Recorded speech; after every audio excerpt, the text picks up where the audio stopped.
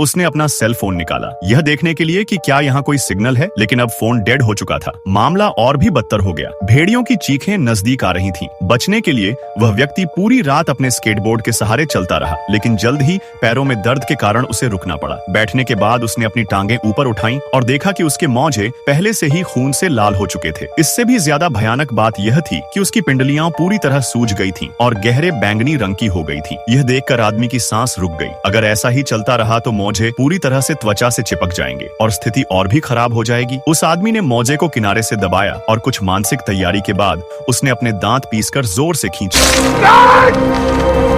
लेकिन बुने हुए मौजे बर्फ की तरह स्थिर थे। आदमी चिल्लाया और दर्द तुरंत उसकी पिंडली से पूरे शरीर में फैल गया। 20 वर्ष की आयु वाला यह युवक बच्चों की तरह रोया। शांत होने के बाद उसने सावधानी से अपने मौजों पर चिपके मांस के टुकड़े को निकाला और फिर धीरे से अपने मुंह में डाल लिया, क्योंकि वह कई दिनों से भूख से मर रहा था। जब उसने उसे काटा तो उसे मानसिक और शारीरिक दोनों तरह से बहुत तकलीफ हुई। उस आदमी ने उसे खाया नहीं, लेकिन उसने उसे अपनी जेब में रख लिया और जब वह वाकई में भूख से मरता तो वह उसे निकाल कर खा लेता। 5 दिनों तक लापता रहने के बाद आखिरकार उसकी पत्नी ने उसका पता लगाने के लिए बचाव दल को सूचित किया। फिर उन्होंने उस व्यक्ति की तलाश के लिए एक हेलीकॉप्टर भेजा। तभी बर्फ से ढके विशाल पहाड़ होने के बावजूद उस व्यक्ति को एक हेलीकॉप्टर की आवाज सुनाई दी और वह मदद के लिए जी जान लगाकर चिल्लाया। वह उस समय घने जंगल में था, इसलिए कोई फायदा नहीं हुआ। यह देखकर कि बचाव विमान जाने वाला था, वह आदमी पूरी ताकत के साथ उछल पड़ा और वास्तव में विमान के उड़ने से पहले जंगल से बाहर निकलने की हिम्मत की, लेकिन तब तक बहुत देर हो चुकी थी। बचाव कर्मी सीधे सामने की ओर देख रहे थे और किसी को भी उम्मीद नहीं थी कि वह आदमी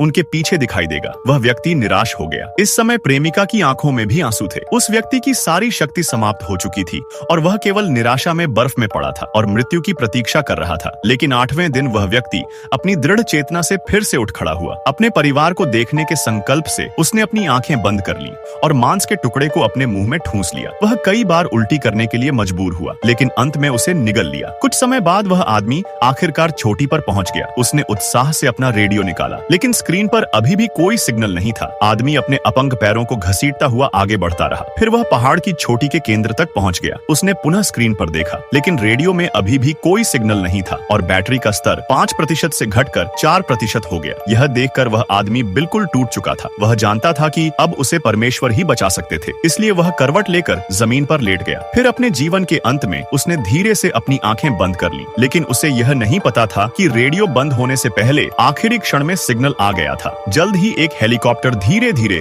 उस आदमी के ऊपर आता दिखाई दिया। 8 दिनों तक बर्फीले पहाड़ों में फंसे रहने के बाद आखिरकार उस व्यक्ति को बचा लिया गया। फिर कई वर्षों बाद वह बेसबॉल कोच बन गया। यह कहानी आपको कैसी लगी?